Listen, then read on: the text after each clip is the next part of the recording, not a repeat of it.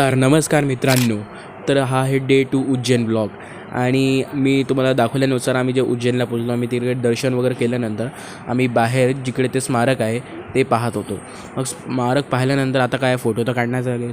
मग तिथे आम्ही फोटोसुद्धा काढला आणि खूप फॅमिली फोटो वगैरे काढल्यानंतर आम्हाला माहीत पडले की आम्हाला आता वेळ झालेला आहे. म्हणून आम्ही गणपतीचे दर्शन घेऊन त्यांना बाय बोलून आम्ही बाहेर निघायला सुरुवात केली तर माहीत पडलं की आता आपण जिथे जाणार आहोत ते वेगळा स्पॉट आहे आणि मी त्याच्यासाठी एक्सायटेड होतो.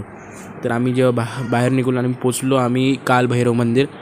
आणि कालभैरव मंदिरमध्ये पोचल्यानंतर आम्हाला तिकडे खूप सारी दुकाने दिसली. तिकडे एक दंड्या पण ठेवला होता, पण ते दंड्याचा अर्थ काय मला काहीच कळला नाही.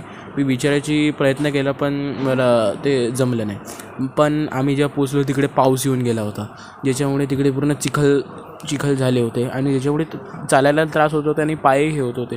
पण दर्शन करायचे आहे तर थोडं कष्ट तर घ्यावं लागेल. मग आम्ही या बॅरिकेटेड थ्रू तिकडे मंदिरामध्ये जायला मार्ग होता, आम्ही तिथून जात होतो. पण इकडे एवढे सारे धागे बांधले होते ते मला खूप विचित्र वाटले. पण मी म्हटलं जाऊ दे, याच्यावर काय लक्ष द्यायचे. मग आम्ही जाऊन पोचलो तिकडे डायरेक्ट मंदिरामध्ये. आम्हाला तिकडे कळस दिसले खूप काही. मग हे आम्ही इकडे मंदिरचे दर्शन घेतल्यानंतर बाहेर निघालो. हे बाहेरचा व्ह्यू आहे. थँक्यू.